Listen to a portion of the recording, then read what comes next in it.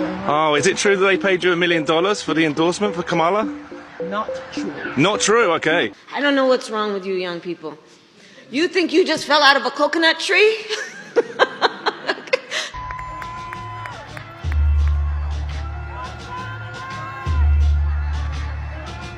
Shocking news. Oprah Winfrey is finally speaking on Diddy's parties. Oprah didn't hold back when doubts began to spread about her alleged involvement. She was angry and didn't waste any time in putting the facts straight, separating herself from the drama and stating her dislike for this situation.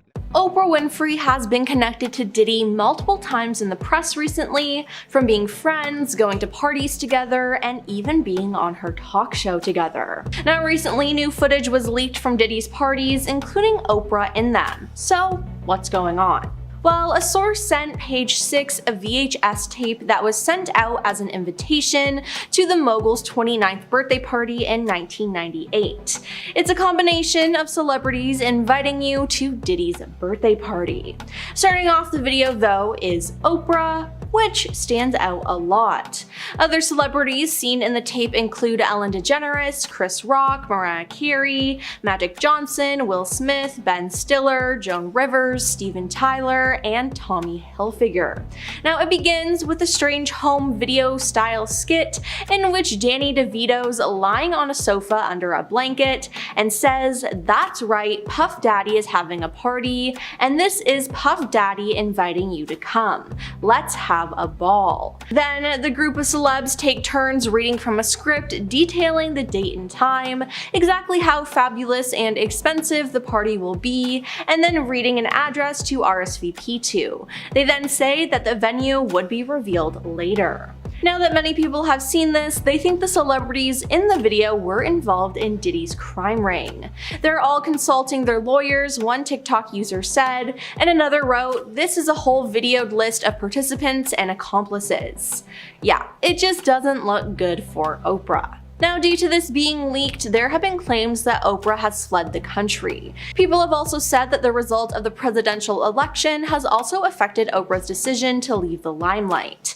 Kamala Harris had a lot of celebrities promote her and go to her rallies, and one celebrity who endorsed her was Oprah. But the Washington Examiner had reported that Oprah's media company, Harbo Productions, had received a fee from Harris's campaign for a star-studded live interview in September.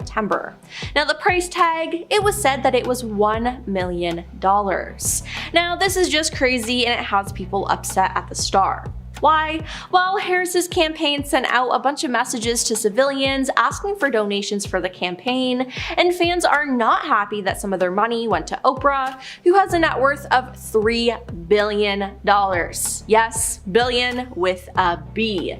Now, you'd think Oprah would make an appearance out of the goodness of her heart, but oh no. One person on Twitter said, "Just embarrassing that anyone thought that Lady Gaga or Oprah were going to swing enough votes to justify this is insane."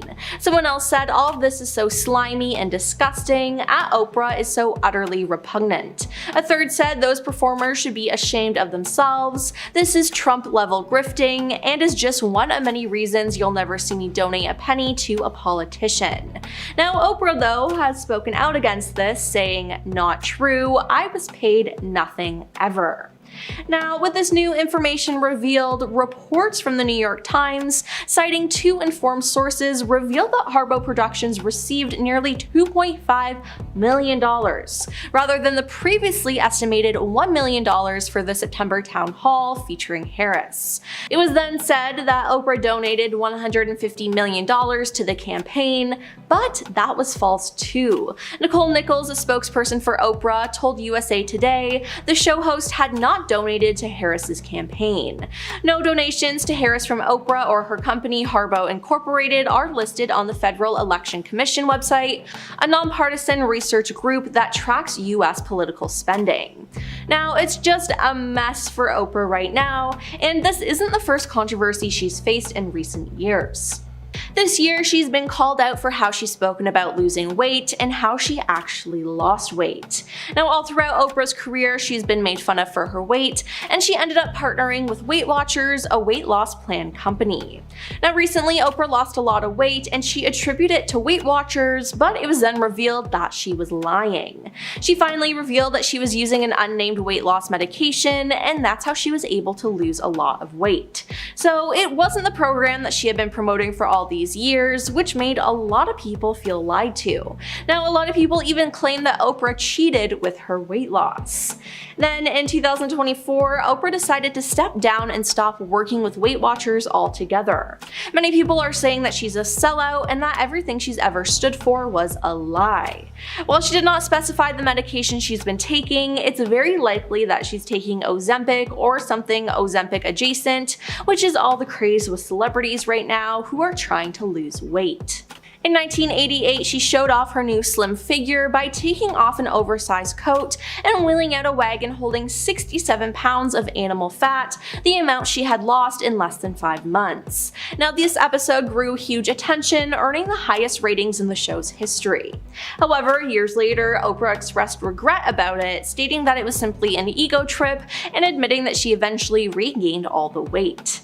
Now, Oprah is still receiving pushback from her Maui fund Now, Oprah is also still receiving pushback from her Maui fund she created with The Rock after a bunch of wildfires hit Hawaii in August 2023. It caused a lot of devastation in the community, so Oprah and The Rock created a foundation where money would go right into the pockets of those who were affected. It was a good idea for sure, but the problem people had with it was that the two celebrities only donated $10 million, and then they posted online asking everyday people for help. Now, this made people angry for a couple of reasons, but the main one was the fact that Oprah did not donate that much. As mentioned before, Oprah is worth $3 billion. I mean, she could have given every resident $100,000 and barely see a dent in her bank account. Oprah has always been about giving back to the community, but to some people, it felt like she wasn't helping as much as she could. Then there was the fact that she was asking everyday people for donations when a lot of people are already going through financial struggles these days. Many people question why she wasn't asking her other wealthy celebrity friends to help, and I think these are all valid complaints, but Oprah ended up actually just making it worse for herself. All the online conversations, being slammed, lies, conspiracy theories really took the focus off what was the most important thing, and that was the people of Maui. Oprah and The Rock then thought about how they'd been giving to charity their whole lives and felt like starting with $10 million worked because it was enough to kick things off before opening the Maui Wildfires Fund up to people who wanted to help but didn't know how. Oprah said, "I was so excited about it. Then I got up the next morning and I saw all this vitriol and I was like, whoa, what happened here?" Yeah, now that honestly was not a good response at all. So with all this hate against Oprah, will she really leave Hollywood and the United States? I mean, she has the funds to do so, so what's to stop her? From her Diddy controversy to her lying to fans and being greedy, could this be the end?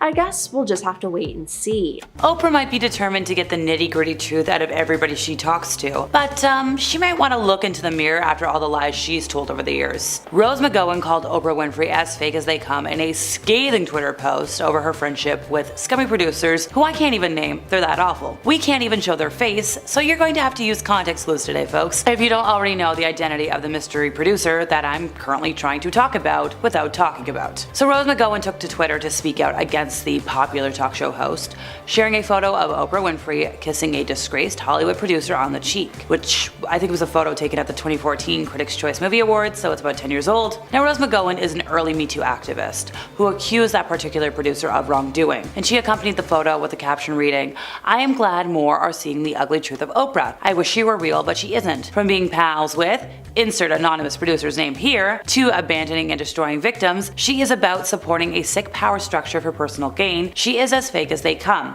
Hashtag lizard." Now, the victims Rose was referring to are those of a hip-hop music mogul, but one who has been accused of more than a dozen cases of SA or misconduct since November of 2017. Now, he responded by admitting inappropriate conduct in some cases, but has disputed the allegations of non-consensual SA-related interactions. The legend of Oprah Winfrey as an extremely poor person growing up without a father, a mother that was too young, who apparently according to claims, carried Oprah with shame during pregnancy and then neglected her, spread when Oprah began giving interviews in Chicago. She would say, "Oh, they harmed me.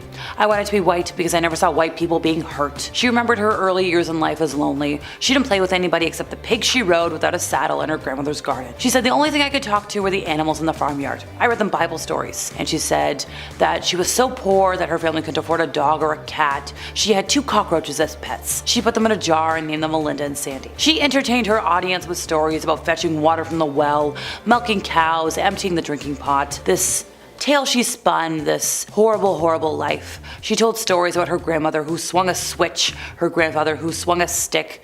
Now these were the people who raised her for the formative years of life. She said, "Oh, how they harmed me. Once again, I wanted to be white because I never saw white people being harmed." She said her grandmother did this because it's an integral part of Southern tradition. This is the way old folks raised their family. You spill something, you meet the switch. You tell a story, you meet the switch. She said grandma could do this all day and never get tired. Now, not everybody in Oprah's family agreed with this desperate upbringing. Her mother, Vernita Lee, when asked about her daughter's abilities to self-dramatize her stories, said Oprah is a bit of a cold smoker. Now, Oprah's sister also dispelled the myth of immense poverty. She said, "Of course we weren't rich, but Oprah exaggerated how bad it was for us. I guess the viewers would love her, the audience would grow. Cockroaches were never her pet. She always had a dog. She had a white cat. She had an eel in a tank. She had a parakeet named Bo Peep. She was trying to teach the parakeet how to speak." She said, "Where Oprah got that nonsense about growing up in filth and roaches, I have no idea." Now, that was a statement from her cousin, Catherine.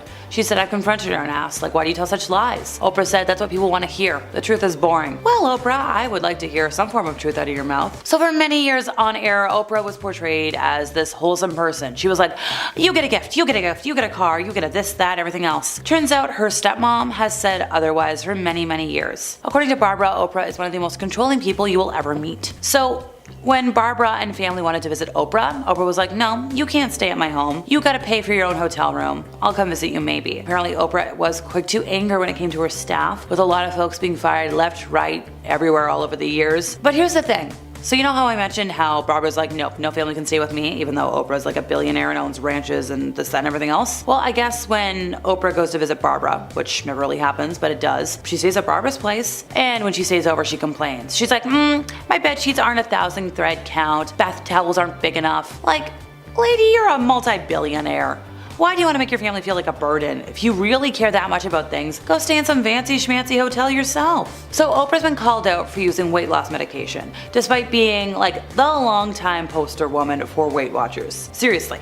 The branding is there. Now she has confirmed she's now using this unnamed substance to help her control her weight. In a very revealing chat, she said like, yeah, no, my new slim figure is thanks to this. And of course a healthier lifestyle overall. Kind of like how when superhero actors say, oh yeah, my lifestyle is because of broccoli and chicken. She's like, yeah, I now use it as I feel I need it, as a tool to manage not yo-yoing. She said the fact that there's a medically approved prescription for managing weight and staying healthier in my lifetime feels like relief, like redemption, like a gift, not something to hide behind and be ridiculed for. She said, I'm absolutely done with the shaming from other people and particularly myself. But here's the thing. There's a number of fans, myself included, that feel like the billionaire philanthropist is being a bit hypocritical. Once again, she has been a proud spokesperson for Weight Watchers since 2017, and I feel like even before that she was like praising Weight Watchers on her show. So a lot of fans have spoken out, and one person said, what I don't like about Oprah is she is clearly off doing Ozempic, but yet she's still pushing Weight Watchers. And somebody else was like, okay, done with shaming but okay with lying? And a lot of folks called her out for letting people believe she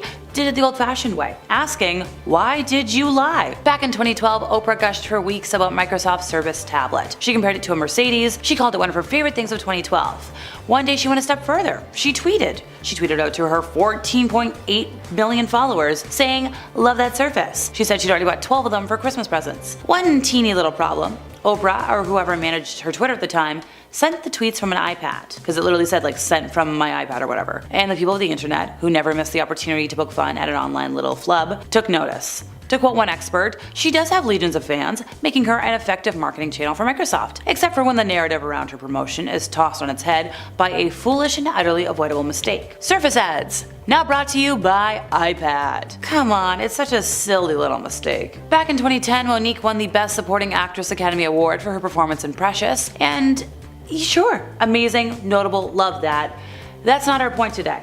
After that, she was blackballed in the entertainment industry for almost a decade, if not more, at the hands of media moguls such as Oprah. And Oprah, was really shady about it. She's the same talk show host who had an interview with Monique's family just days after her big career accomplishment. Now, for most people that sounds like a great thing. Like, oh my gosh, yes, you won, let's get your family on to gush about you. But here's the little snafu in that logic, folks. Oprah sat down with Monique's older brother, Gerald, who harmed Monique while they were growing up. This was the first time he had admitted to his crimes. He confessed to being a victim of the same actions by other family members. And somebody said this online, and it's best said this way: Oprah needs to answer for this, because interviewing Monique's brother after her historic Oscar win, this doesn't make sense, and it looks bad for Oprah. Why would you want to do something so negative when you're celebrating something so amazing? Somebody else noted, Oprah definitely seems like she has a mean, cold side. I just wonder why she was so mean to Monique. And Monique said it herself. Oprah crossed her on so many different levels. She tried to reach out to Oprah to settle this, discuss it, but the efforts to communicate just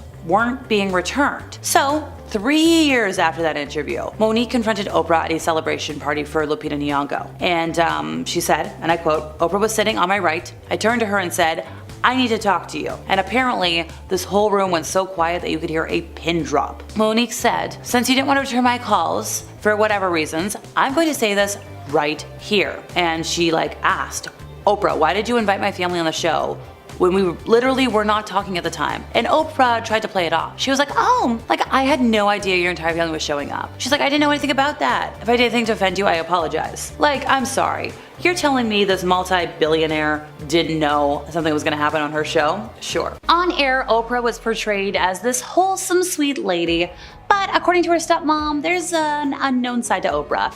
One that she hid from her fans for, years.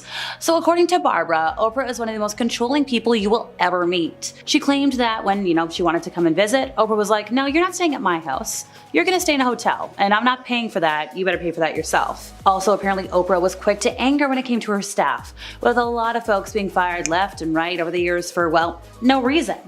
But here's the thing. Even though Oprah doesn't let Barbara stay in her house, despite being a billionaire who could afford to stay in a hotel, when Oprah goes to visit Barbara, Barbara allows her to stay at home. Which, Oprah's I guess. Apparently, the first time Oprah stayed over at Barbara's, she allegedly complained that her bed sheets were not 8,000 threads and that her bath towels weren't big enough. Look, lady, you've got how much money? You could bring your own towels, your own bed sheets if you really wanted. You don't have to make your family feel like a burden just because it's not up to your standards.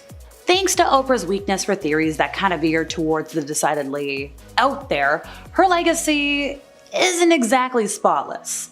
Sure, on one hand, she has endorsed plenty of credible things in her heyday. Barack Obama, John Steinbeck's East of Eden, which became a bestseller after being featured on the Oprah Winfrey Show in 2003, a whole 51 years after it was published. But on the other hand, we have Oprah to blame, and I mean blame, for the rise of former actor Jenny McCarthy, who first said her opinion that vaccinations cause autism on the Oprah Winfrey Show in 2007 to disastrous effect. McCarthy has since been repeatedly cited as a factor in the return of diseases such as whooping cough in the US. Another one, Dr. Oz, the famed Turkish-American heart surgeon, first appeared on the Oprah Winfrey Show in 2004 and quickly became, along with, Phil McGraw and Rachel Ray, part of Oprah's team of experts who regularly appeared on the show. Now, Oz dispenses with facts he doesn't find convenient and manifests an egregious lack of integrity by promoting quack treatments and cures in the interest of personal financial gain. He's more like a Kardashian than a surgeon, according to some of his critics, which includes many of his colleagues, who argue that Oz's endorsement under a medical banner of certain remedies, ranging from the pseudoscientific to the downright kooky, is immoral. Now, he has argued that the Dr. Oz show was not a medical show. So, in other words, he seemed to be saying people would be better off taking medical advice from Dr. Pepper than from Dr. Oz. Alright, well, give me a can. The legend of Oprah Winfrey as an extremely poor girl growing up without a father, a too young mother who, Oprah claimed, carried with shame during pregnancy and then neglected her, spread like wildfire when Oprah began giving interviews in Chicago. She was like, "Oh, how they harmed me. I wanted to be white because I never saw white people being hurt." Now, she remembered her early years as lonely. She didn't play with anybody except for the pigs she rode without a saddle in her grandmother's garden. She mentioned, verbatim. The only thing I could talk to was the animals in the farmyard. I read them Bible stories. Apparently the years spent with a mother on welfare were even worse. They were so poor they couldn't afford a dog or a cat, so she had 2 cockroaches as pets. She put them in a jar, named them Melinda and Sandy, and she entertained her audiences with stories about fetching water from the well, milking cows, emptying the drinking pot. You know, a fairy tale, really. She told stories about a grandmother who swung a switch, a grandfather who was quick with a stick, the people who raised her for the earliest years of life. She mentioned, oh, they harmed me. Oh, I wanted to be white. She mentioned this repeatedly, folks. She mentioned that her grandmother used to harm her all the time because allegedly it's an integral part of Southern tradition. The way folks were raised. You spill something, you get a thrashing. You tell a story, you get a thrashing. She mentioned that her grandmother could have done that all the time and not get tired. Well, here's the thing. Not everybody in Oprah's family agreed with this desperate upbringing. Her mother, Vernita Lee, when asked about her daughter's habits of self-dramatization, said, yeah, Oprah's a bit of a cold smoker. And Oprah's sister later dispelled the myth of immense poverty. Patricia said, of course we weren't rich, but Oprah exaggerated how bad it was for us. She guesses that Oprah did this because the viewers would love her, the audience would grow. But she's like, cockroaches were never her pet. She always had a dog. She had a white cat. She had an eel in a tank, a parakeet named Bo Peep, who she taught to speak. Where Oprah got that nonsense about growing up in filth and roaches, I have no idea. That was another statement made by her cousin, Catherine Carr. She's mentioned that she's confronted her. She asked, Oprah, why do you tell such lies? And Oprah allegedly said, that's what people want to hear. The truth is boring. Well, I don't know about you, but I just want to know the truth. So Oprah has been recently called out for using weight loss medication, despite being a long-time ambassador for Weight Watchers. Seriously. They're kind of synonymous. The famous talk show host has confirmed she uses an unnamed substance to help control her weight. In a revealing chat, Oprah said her latest slim figure is thanks to the medication and a healthier lifestyle overall. She's like, I now use it as I feel I need it, and she mentioned the fact that there's a medically approved prescription for managing weight and staying healthier in her lifetime feels like a relief, like redemption, like a gift, and not something to hide behind and once again be ridiculed for. In a conversation with People magazine, Oprah concluded, I'm absolutely done with the shaming from other people and particularly myself. However, some fans felt the billionaire philanthropist was feeling hypocritical. Once again, given she is a proud spokesperson for Weight Watchers. She's worked with them since 2017, if not before that. One social media user wrote, what I don't like about Oprah is she is clearly doing Ozempic, but yet she's still pushing Weight Watchers. And another person was like, okay, done with the shaming, but okay with lying. Others called out the star for letting folks believe she did it the old-fashioned way, asking once again, the party line for today, Oprah, why are you lying? So here's the thing. Confidentiality agreements are not uncommon in the world of Hollywood. Take Marvel for example. If you say something, if you leak a single line, a single name, game over for you. Poor Tom Holland. So in Kitty Kelly's tell-all book about Oprah, the author mentioned the confidentiality agreements that anybody who was going to appear on Oprah's show or work on her show were made to sign. So we're talking let's say Tom Cruise is on the show.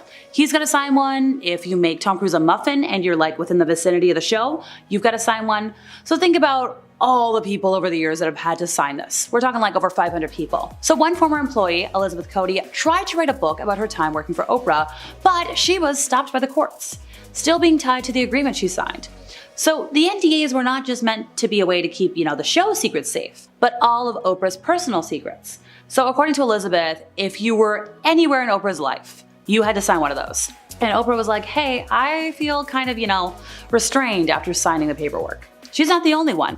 In 2010, Unicus Performance Training filed a lawsuit against Oprah and her company Harpo, claiming they never got paid for a workout program they were developing. UPT said Harpo fired them for violating the terms of their confidentiality agreement, after UPT sent out a mass email promoting their upcoming appearance on Oprah's radio show. Well, turns out, according to the confidentiality agreement, UPT wasn't allowed to use Harpo's name, Oprah.com's name, or Oprah's name for any advertising or promotional purposes.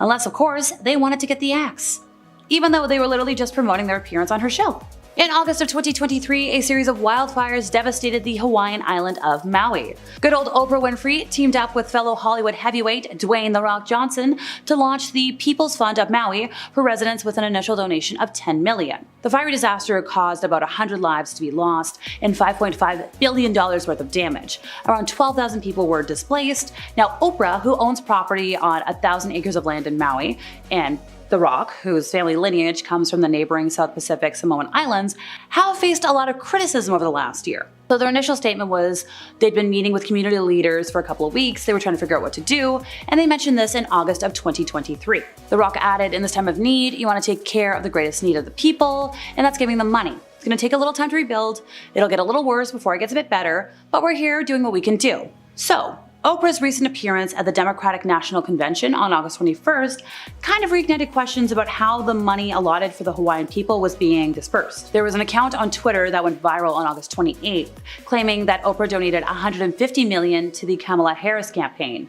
And while Oprah did endorse Kamala for president, folks were like, hey, so where's all this money going? Past scandals and now everything going on with Diddy have painted America's favorite talk show host in a bad light. Stick around for some evil things Oprah has been publicly accused of. The Oprah Winfrey Leadership Academy for Girls scandal certainly isn't the first scandal attached to Oprah's name, but it certainly was the biggest. The Leadership Academy was originally designed and created to be a place to uplift girls in the community, but the good deed was quickly tarnished when the dorm matron was accused by multiple students of acting inappropriately towards them. The matron was arrested and faced 14 charges. In addition to those of inappropriate physical contact, the matron was accused of getting into a physical confrontation with a dorm parent and separately injuring 3 people while operating a golf cart. Adding more fuel to this fire, Oprah was later sued by the school's headmistress for over $250,000 on grounds of defamation. This was a direct result of this situation with the dorm matron. While that legal battle was happening, Winfrey had publicly commented that she was doing a complete overhaul of the school and that she had lost confidence in the headmistress. The headmistress claimed that these statements made it harder for her to find work afterwards. Court papers from the case read that Winfrey had originally intended to hire nurses to be the dorm matrons. However, the headmistress went a different route and, according to an article from CBS News, hired 8 young women from a local company called Party Design. Winfrey's lawyers at the time wrote about this, saying these young women were later found to be totally unqualified to handle the position, something the headmistress had been warned about. The 2 women were expected to settle this in court, but instead came to an agreement privately shortly before that date. Today, though, there is a brand new scandal being tied to Oprah's name. She has recently been accused of aiding disgraced rapper Sean Diddy Combs and making his sins happen over the years. You might recall that Sean Diddy Combs is in some boiling hot water right now after multiple people have stepped forward accusing him of engaging with them and others without consent, making people consume things unknowingly, force people into unwanted scenarios, film and use the footage from filming inappropriate parties he called freak-offs as blackmail to keep it all on the down low, and just generally being a really awful person and definitely not the kind of guy you'd want your name attached to. Unfortunately for Oprah, that is actively happening to her now since she has attended Diddy parties in the past. The thing is though, half of Hollywood has appeared on a Diddy guest list, but not everyone has been to a freak-off. Diddy was known as the party host in the 2000s. He hosted the white attire parties, massive birthday celebrations, after parties. They were known for being extravagant and expensive, and everyone wanted to attend. Allegedly, sometimes the after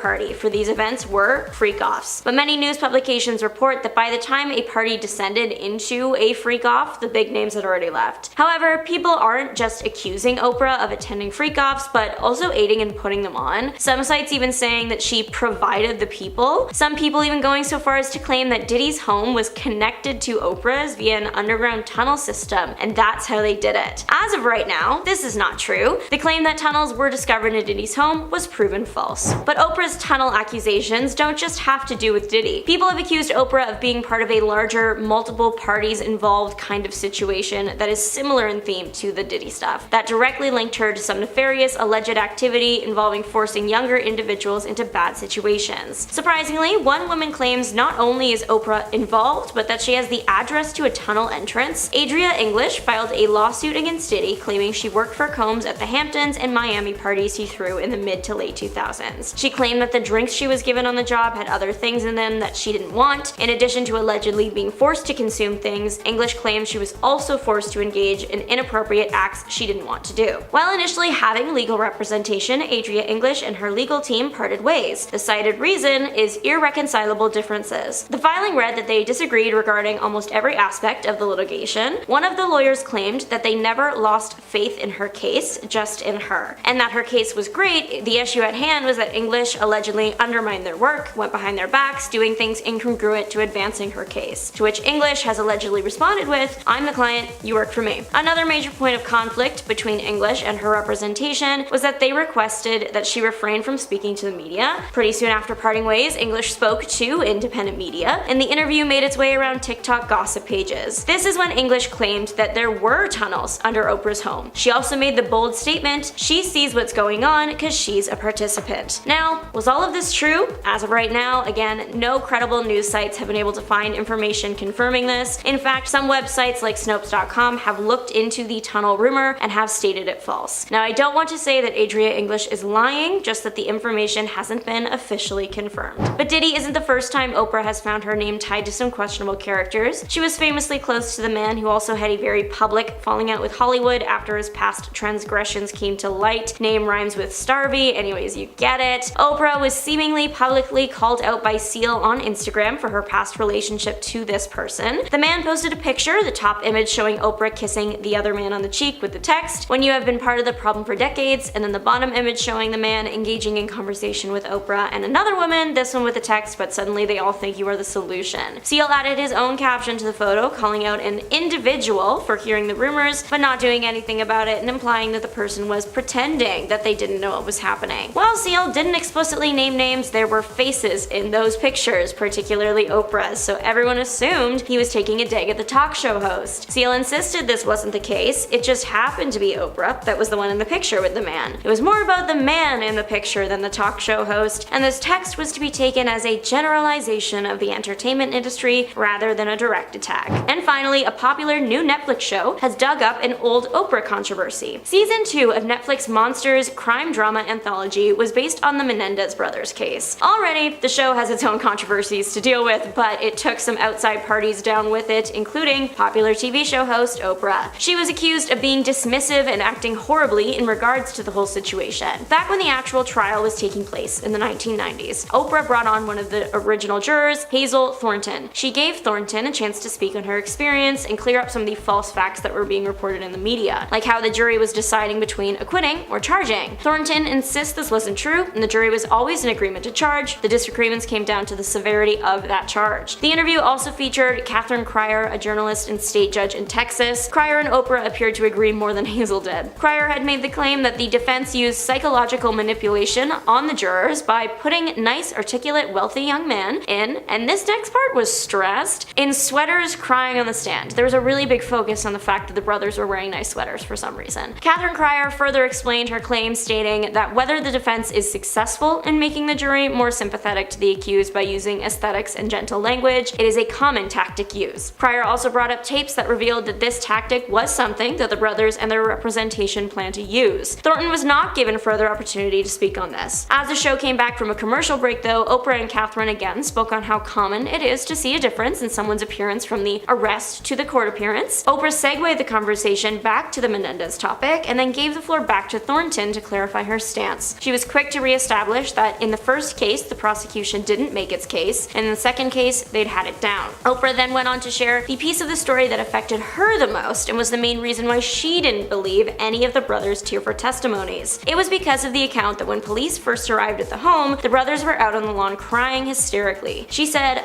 they were crying hysterically when the police came. Whatever that means. Hazel Thornton did gently come back at Oprah with, "Don't you think that you'd be kind of freaked out if you just ended somebody?" And the 5-second long silence that came after that said it all. Now that this clip is viral again, people are calling her insensitive and uninformed, that she shouldn't have even covered the case on the show in the first place. And then Catherine Cryer said that the boys should have just left if they were experiencing extreme levels of harm at home, which prompted Thornton to shut down that argument by citing the months and months of psychological explanations from professionals that herself and the jury received, and just stating that the defense provided enough to give the jurors reasonable doubt. Due to the nature of the content with this particular case,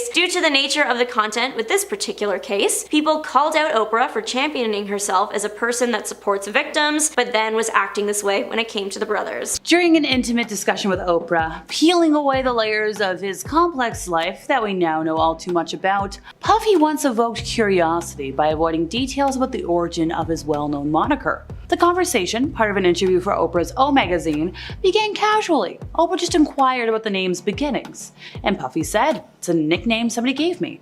And now Oprah being Oprah, she probed a little further, and he got reserved. He said, "I've never told anyone that. I know you can get people to tell you everything, Oprah, but I can't look you in the eye and explain that one." He said, "No more Puff Daddy. The first week in June, we're gonna have a name change ceremony." Now that was something he announced in 2001. He said, "No, I'm gonna rock with the name that we all know him by now." He said, "My man Biggie gave me that name." Now this was all after crimes committed by Puffy that I can't talk about on here without sounding like a cartoon character, but I'm sure you can find them. Also, this is kind of around the same time that folks assumed that Puff Daddy had something to do with the passing of Biggie. Make of that what you will. Now, in terms of folks who have called Oprah out for hanging out with icky people, Rose McGowan is the name you're going to want to remember. She's called Oprah as fake as they come in a scathing Twitter post. Now, this was technically over Oprah's friendship with scummy producers who I can't even name because they're that awful. She shared a photo of Oprah kissing a disgraced Hollywood producer on the cheek. Nope, we can't show that photo, folks. Just work with me here. It was a photograph taken at the 2014 Critics' Choice Movie Awards. It's really easy to find. Now, Rose McGowan is an early Me Too activist. She gets accused a lot of folks of wrongdoing, specifically this particular producer who I can't name. So she accompanied that photo with a caption reading, "I am glad more are seeing the ugly truth of Oprah. I wish she were real, but she isn't." From being pals with insert anonymous producer's name here, to abandoning and destroying victims, she is about supporting a sick power structure for personal gain. Once again, she is as fake as they come. #lizard. Now, the victims she referred to are those of a hip-hop music mogul. Technically not the one I'm talking about today, but put two and two together and make four, folks. She was talking about one who was accused of more than a dozen cases of SA or misconduct since 2017. So not the 2024 situation. Now that guy responded by admitting inappropriate conduct in some instances, but he disputed the allegations of non-consensual interactions. So here's the thing. As allegations continue surfacing about all these infamous white parties, the freak-offs, and all the other hula-baloo, so it might be a hot minute before we get the details that we're looking for because everybody had to sign an NDA. So if we're looking at it, it's pretty boilerplate. You can't share information related to the disgraced music mogul, you can't talk about partners, family members, friends, business associates, you can't photograph, film, or record Puff Daddy or anybody around him without written consent, you can't, and it names the specific social media platforms where you can't post any photos or videos of the bad boy founder without permission. You also can't give an interview, you can't write a book, you can't discuss anything you saw or anything you were part of, and it just really covers anything that could get Puffy into trouble. Granted, the NDA does expire. I did some research and very popular news outlets, the three initial ones, they say that the signed document is valid for the length of Puff Daddy's life, plus 20 years or 70 years. Yeah, whichever is longer. Look, it's boilerplate, but it's, kind of explaining why anybody that attended these parties kind of needs his written consent to share any info, and seeing as he's currently behind bars and keeping tight lips, yeah, I know. But here's the thing, the NDA hasn't kept the authorities out of somebody's business. Even though it sounds airtight, we all know some of his deepest secrets, and that kind of was enough for the city of Miami to say, "We want our key back." Now, they gave him the key in 2015, so 9 years ago, after his former media company, Revolt, held the Revolt Music Conference in the city. Now, after the footage came out of him and Cassie, poor thing, and all the allegations and the arrest, Miami was like, yeah, no. They also said no more to Puff Daddy Day. That was an annual thing on October 13th, apparently. And also, this isn't the first key to the city he's lost this year. Back in June, New York was like, absolutely not. The mayor sent a letter asking for the honorary key back, and Puff Daddy was like, okay, here you go. And that's not the only thing that's been like, yeah, no, we want our stuff back. I believe Howard University revoked the honorary degree that Puffy received in 2014. And remember when I mentioned Revolt a moment ago? Yeah, that was sold back to the employees. They were like, yep, no, here you go, take that back. He doesn't deserve it. So one person who has come forward might provide some answers as to why everybody else is staying mum. 50 Cent has had a lot to say about Puffy, about Oprah, you name it, we're gonna say it. Now, he's addressed his relationship with Puffy in an interview with The Hollywood Reporter. And he was like, look, I worked in the same circles as Puffy back in the day, and he kind of explained why he never attended any parties. He said, "I've been very vocal about not going to puffy parties and doing like that. I've been staying out of that for years. It's just an uncomfortable energy connected to it. Yes, I'm self-believing myself, folks. It's easier for my editor." So he asked to take me shopping, 50 said. "I thought that was the weirdest in the world because that might be something that somebody says to somebody they're interested in romantically. And I'm just like, nah, I'm not effing with this weird energy or weird coming off the way he was just moving. From that, I wasn't comfortable around him." The producer and actor is actually making a documentary about the allegations. I believe Netflix bought the rights back in May, and apparently the proceeds from the docuseries is going to go towards victims of SA. Now, when folks asked, like, hey, like, why are you making this documentary? 50 Cent said, "I'm the only one from hip-hop culture that's produced quality projects. We do have a lot of talent within our culture where the talent has developed a comfortability in front of the camera, so they're usually a part of it as an actor or driving force of why someone would watch the project, but not the behind-the-scenes production, producing the whole project. So there's a difference." Now, once again, folks, you gotta remember, 50 Cent worked adjacent to Puffy in the early 2000s, but he's like, nope, we were never, ever, ever friends. He said, and I quote, "It was mostly work. I wouldn't call it a friendship because there wouldn't be disappointment between us if we didn't speak to each other. There's points that we worked together. Jennifer Lopez actually told him he should work with 50 Cent as a songwriter in the beginning, and I was around that early stages, and he could have done my record deal at that point," which was around the year 2000, folks, if you're looking for a timeline. Now, 50 Cent said, "Following me being fired up by somebody who had a weapon outside of somebody's grandmother's house, and after Trackmaster signed Puffy, 50 Cent said, I'm just getting back to work, and Puffy would call me to write." And he mentioned somebody else would answer the phone. 50 Cent didn't want to get on the phone, and he was like, no. And somebody else was like, "What the heck? We need money." And 50 Cent was like, "No, I don't want to talk to him." He said, "I didn't want to party with him. I didn't want to hang out with him." Puffy's a business person. When people call him a producer, I see people that were taken advantage of, who produce things that he took from them. He got the credit, but he's not a producer. He's been able to take advantage of the business and the creatives in it. I don't have any interest in doing that. I actually fall under the creative, so I just didn't take to hanging out with that. Now, 50 Cent got asked, "Hey, why isn't everybody else speaking up like you are?" He said, well, some of them were involved at the parties and enjoy themselves, so they don't know what the F is on tape or what's not on tape, so they're not going to say anything because they might have had too much fun. And then you've got other people who look and go, well, that's not my business and I don't want to be it.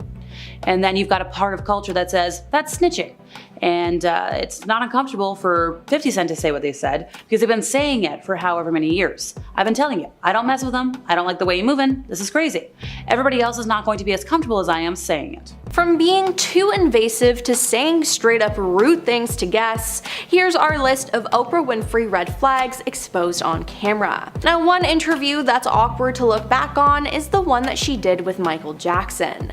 It was his first interview in 14 years, and he used the opportunity to dispel rumors and explain the changes in his lifestyle and appearance. Michael said that his noticeably and gradually lightening skin wasn't the result of cosmetic and elective skin bleaching, but an effect of a genetic skin disease called vitiligo. But one thing that he refused to discuss with Oprah was his love life. He claimed to have been dating Brooke Shields, and Oprah flat out asked him some very personal questions. "I'm a gentleman, that's something that's private," he said. "You can call me old-fashioned if you want, but to me that's very personal."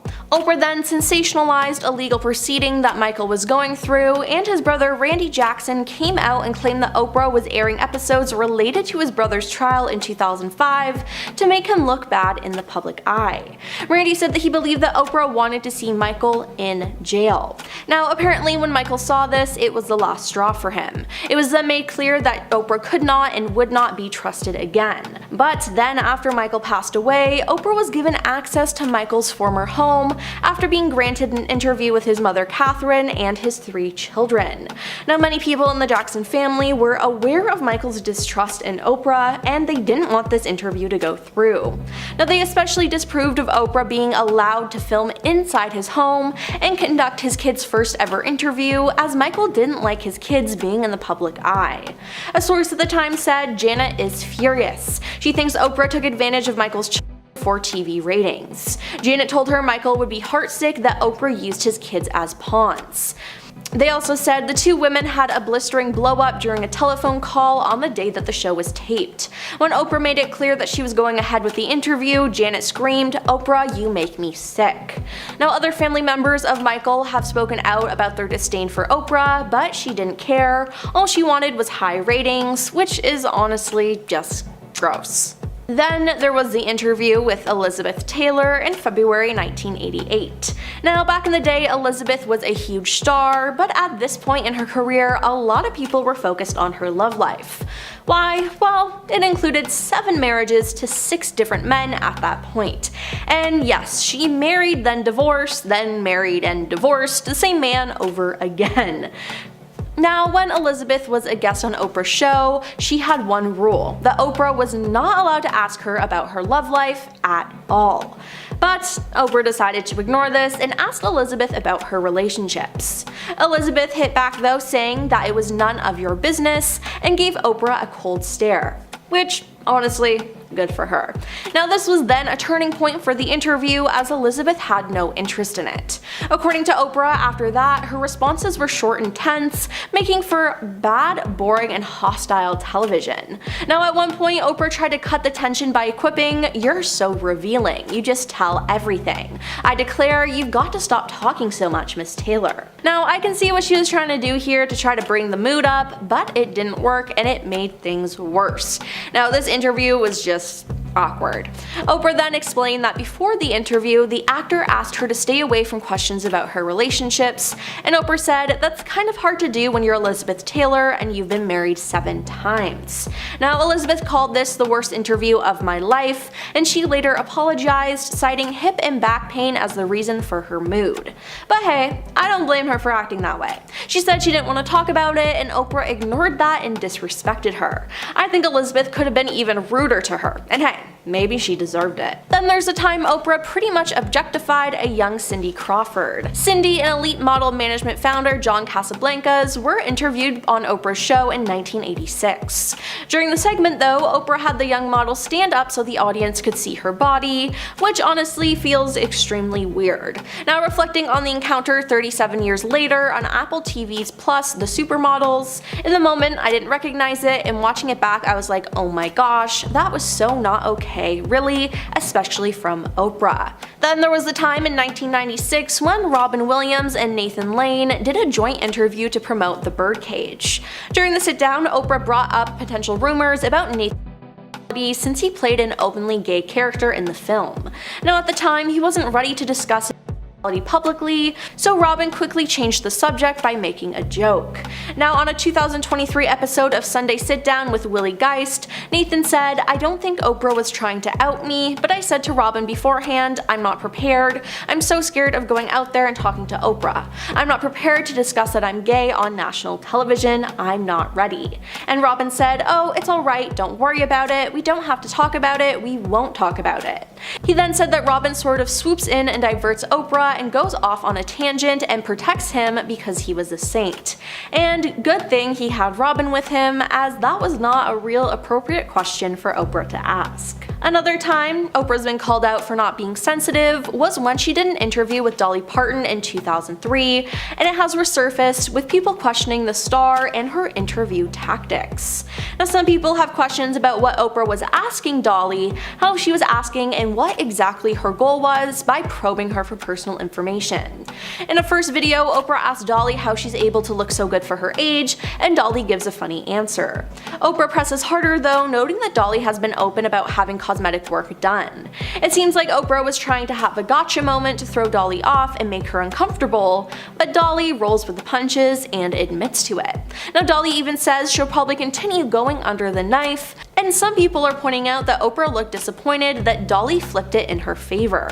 Now, a second clip from that same interview has popped up as well, and Oprah dives right into a heavy subject, saying she heard Dolly fell into a huge depression at age 40. Now, she doesn't really approach the topic with any sensitivity, and that's rubbed people the wrong way. And one of the most prolific examples of Oprah being insensitive is when a young Mary-Kate and Ashley Olsen were on her show. At the time the interview took place, Mary-Kate had been hounded by the press about her weight, with intense media speculation that the star was suffering from an eating disorder. Oprah, knowing this was a touchy subject, brought it up anyways. In the interview, she says, "I know there's been a rumor that has recently surfaced that's really upset you," and Mary-Kate and Ashley were both clearly taken aback by the question, and a tense moment of silence happened, followed by Oprah saying, "You know, the one about eating." Now Mary-Kate was so thrown by this line of questioning, she almost looked to be on the verge of tears, but her sister Ashley jumped in to rescue her. "Yeah, you know, people are going to write what they're gonna write," she says. Now after some awkward back and forth, Oprah asked the Olsen twins what dress size they are, and they reacted uncomfortable by saying, "I don't know." It was obvious that the questions about their body were uncomfortable, but Oprah still pushed. When they said they weren't sure, Oprah hit back sarcastically saying, "Oh, you're not sure? That's so interesting."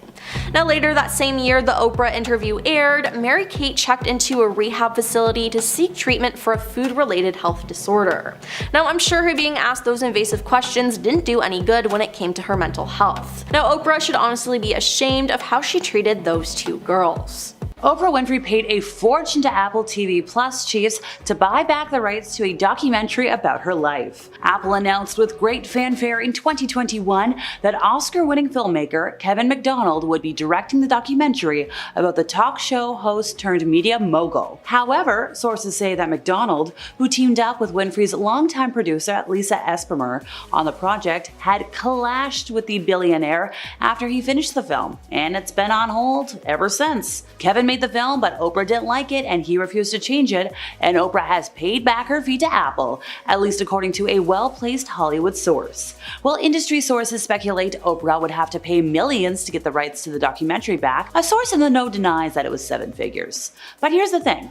Oprah's documentary is not the first high-profile release to be put on ice. Netflix's years in the making Prince documentary is being held hostage due to objections from the 7-time Grammy winner's estate. Looks like documentary making isn't exactly profitable these days. Oprah's been rightfully called out for using weight loss medication, despite being a longtime ambassador for Weight Watchers. The famous public figure has confirmed she uses an unnamed substance to help control her weight. This was in a revealing chat, and she said her new slim figure is thanks to the medication and a healthier lifestyle overall. She says, "I now use it as I feel I need it, as a tool to manage not yo-yoing."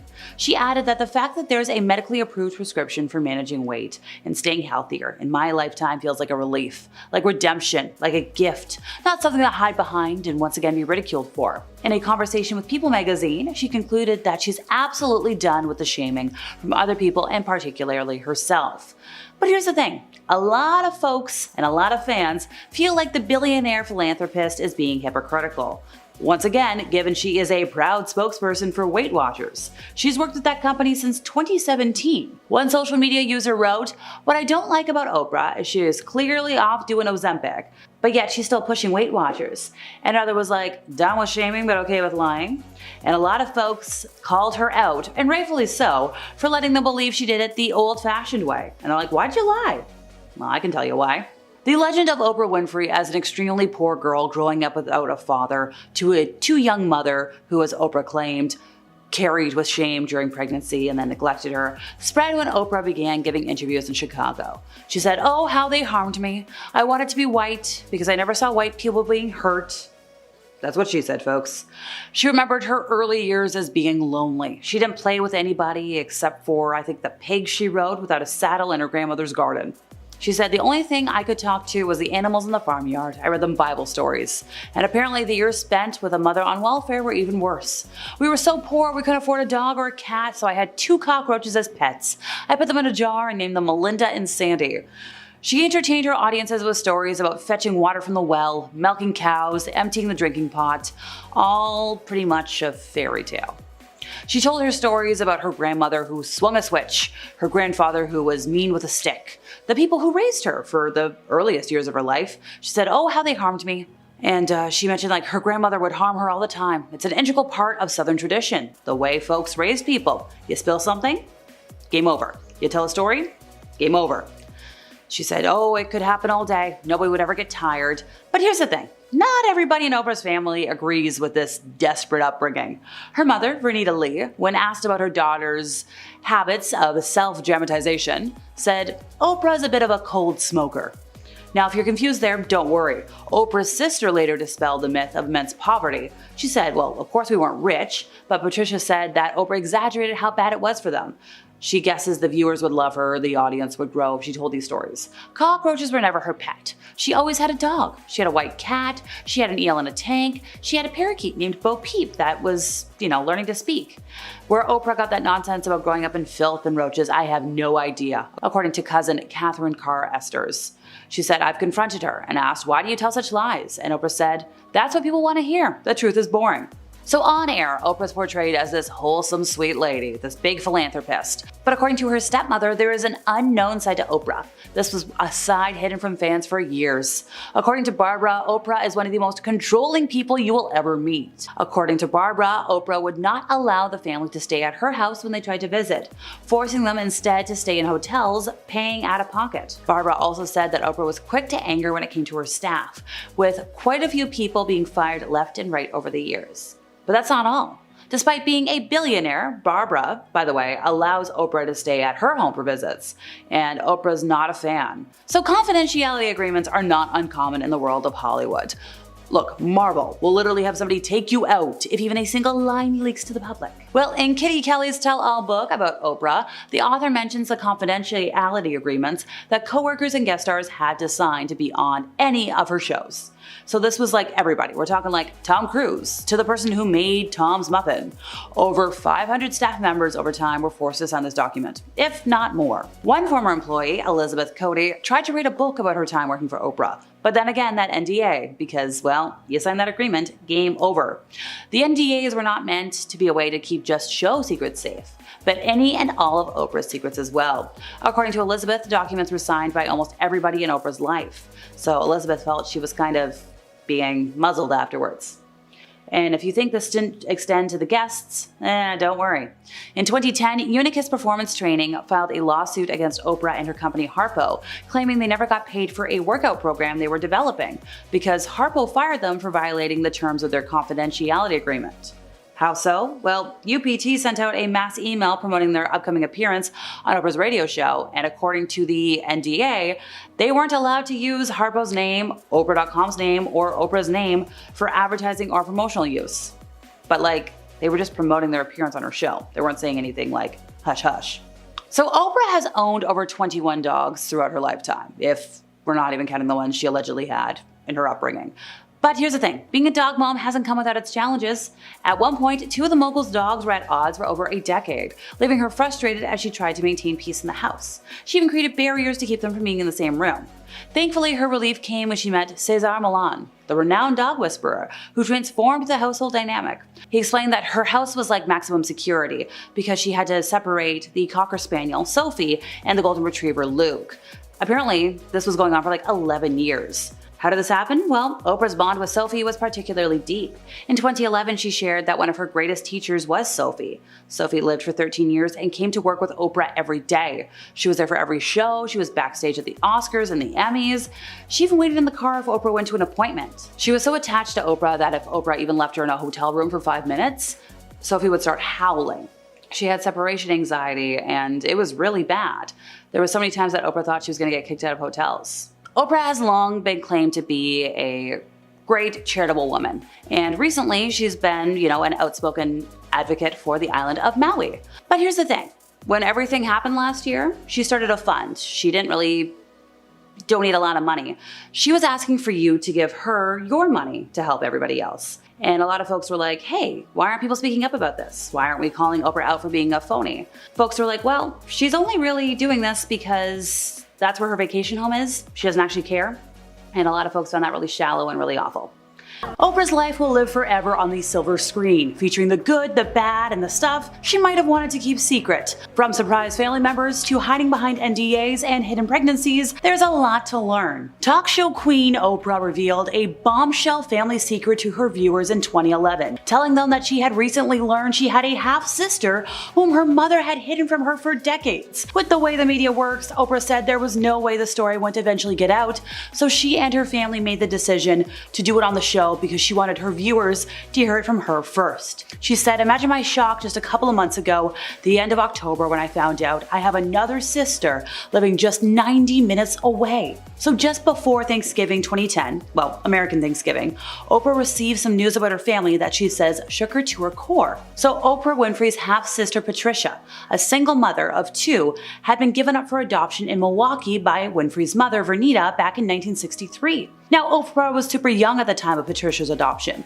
She was living with her father in Nashville. She had no idea her mother was even pregnant. So Patricia was born on April 26, and from the moment she came into the world, her life was far from easy. She was put up for adoption at birth, and apparently she was left in the hospital for about a month. And then for the next 7 years of her life, she bounced around from one foster home to another before finally being adopted. And all that time, she longed to be reunited with her mother. She had some disbelief that she didn't mean to put me up for adoption. She would just always wish that her mother was going to come back and get her, said Patricia. Then as she got older, she knew that wasn't going to happen. When Patricia was 17, she gave birth to a daughter, Aquarius. 6 years later, she had a son, Andre, and mentioned that her whole goal was she wanted her offspring to, be able to look at her, to see her, to be with them. She spent the next 30 years raising her descendants on her own. What she was grateful for was the people who she had in her life, the people who gave her strength, the people who loved her. She doesn't regret the fact that her mother gave her up because that wasn't the way her life was supposed to go. That was. So Oprah, on the other hand, had two siblings, a brother, a sister. Sadly, at the time of all that, they had already passed away. And Vernon, Oprah's father, is not Patricia's father, by the way. So Oprah said on her show, for the most part, her life has been an open book. On her show, she's seen everything. She thought nothing could surprise her anymore, but she was wrong. She described learning about her half-sister as news that shook her to her core. It left her speechless. Now, Patricia said she first discovered her link to the media mogul in 2007 after a lot of years of searching for her mother. And after her mother refused to meet with her, Patricia, who was on the phone with her son Andre, happened to overhear a local news report about Oprah's mom, who was giving new details about her other offspring. Her mother said that two of them had passed away, and Patricia knew from her records that she had two siblings who had passed away, and she heard that one was named Patricia, one was named Jeffrey. And this Patricia was like, "Oh my gosh, the hairs on the back of my neck stood up because I knew that one of my siblings and I shared the same name." And she said, "No, that can't be." But it was. DNA tests proved that Patricia was an 85% match to Oprah's niece, who was the daughter of the first Winfrey sister named Patricia, who passed away in 2003. We're going to refer to her as Pat for clarification. Despite feeling rejected by her mother, Patricia decided to keep her findings a secret because she didn't want a media frenzy. She remembers just, worrying about Oprah. She was praying to God that nothing got out because she didn't want to hurt her. Now, Oprah's longtime best friend, editor of O Magazine, Gayle King, told news outlets that Oprah was stunned. Particularly that the sister she never knew showed so much loyalty. Gayle said, "Here's a woman who legitimately had a story to sell and didn't. She was just trying to find her mother." Oprah, of course, just turned out to be a bonus. So on Thanksgiving Day, Oprah and her partner Stedman drove to Milwaukee to meet Patricia and Patricia's family for the first time. And since meeting her half-sister and her new niece and nephew, Oprah said she had come to admire their character. And she said what was so remarkable to her about this, and what made her cry, was just because since she had been a person in the public eye, there had only been a few times that she had been anywhere and not been sold out. There were very few times in her life where she could bring somebody in new and not have that person in some way betray you or use you or take advantage of you. Look, Patricia had tried and tried again to get responses from anybody in that family, and she never once thought to go to the press. She never once thought to sell the story. And when Oprah heard that about her, she said regardless if it's true or not true, she had to meet Patricia because she wanted to meet somebody who had that kind of character. So she thanked her. So a few weeks after the whole DNA test got done, Patricia finally did meet her birth mother, Vernita, for the first time. And she said she just kept looking at her going, "I don't know if I look like you or not." She just kept trying to find herself in her. But there's no questioning how much Patricia looks like her half-sister Pat. Now, Pat's daughter Alicia says that meeting Patricia was one of the best gifts she ever could have gotten. Krishanda, Pat's other daughter, first heard about Patricia from Alicia, who then sent her a photo of their newfound aunt. And Krishanda said that when she saw the picture, she just knew it was true. Before even the DNA test, she just knew. And for Krishanda, getting to know Patricia was an emotional process. She said that she knew she had her own personality, her own gifts, but for her, it was a constant reminder of the goodness that Pat represented and personified. Pat had a lot of demons that prevented her from being her best self, and the whole family knew about that, but they feel like Pat speaks on through Patricia. And Oprah did agree that this was closure for her sister who had passed away. But this wasn't Oprah's only epiphany. Turns out when Oprah was younger, she had become pregnant, and that was her big secret. She'd been harmed before that, she became pregnant way too young, and then she was sent to live with her father. And her sister, Pat, went to the tabloids and sold that story. And that caused a big rift between Oprah and Pat because, well, being sold to the tabloids. So when Oprah had left the home of her mother the other day, when she had met Patricia, she realized all of this was a gift to her. Because Pat going to the tabloids, telling Oprah's secret, was a gift in a way because it released Oprah from the shame that her mother still carries, from her mother refusing to meet with Patricia. Oprah was thinking, like, had Pat not told her story, Oprah would still be exactly where her mother is, stuck in the shame of her secrets. Now, despite the difficulties she faced, Patricia never gave up trying to contact her biological family. She knew that she needed to get it out or get in touch so that nobody else would release that news. So when Oprah asked, like, why didn't Patricia want to, tell her story, sell her story, get that closure, and Patricia said, like, it's not fair. Number one, because it's family business, and family business needs to be handled by family. And when Oprah replied that, well, now it's out there, Patricia said, yes, but it was handled by family. It shouldn't be handled by anybody else. That wasn't fair, and it wouldn't be fair to Oprah. So Oprah has other secrets as well. She's a big fan of NDAs. But here's the thing, confidentiality agreements are not uncommon in the world of Hollywood. Marvel is very well known for this. Like, if you leak something, we're looking at you, Tom Holland, you're in trouble. Everybody's got to sign one. We're talking like if Tom Cruise was on the show, he had to sign one. If you made something for Tom, or if you were one of Tom's entourage, you had to sign one. I think over like 500 staff members over the years have had to sign an NDA to work with Oprah. One former employee, Elizabeth Cody, tried to write a book about her time working for Oprah, but was stopped by the courts because she was tied to that lovely NDA. Because these non-disclosures weren't just meant to keep show secrets safe. This was also for Oprah's personal, privacy, which, like, I get it. According to Elizabeth, anybody in Oprah's life had to sign one of these. But Elizabeth felt kind of, muzzled by all of this. And she's not the only one. In 2010, Unicus Performance Training filed a lawsuit against Oprah and her company Harpo, claiming they never got paid for a workout program they were developing for the company. UPT alleges that Harpo fired them for violating the terms of their confidentiality agreement. Why? And how? Well, UPT sent out a mass email. They were promoting their upcoming appearance on Oprah's radio show, and according to the confidentiality agreement, they weren't supposed to do that. They weren't allowed to use the name of the company, Oprah's name, Oprah's website name, anything for advertising or for promotional purposes, unless of course they wanted to get fired, even though they were just promoting their appearance on her show.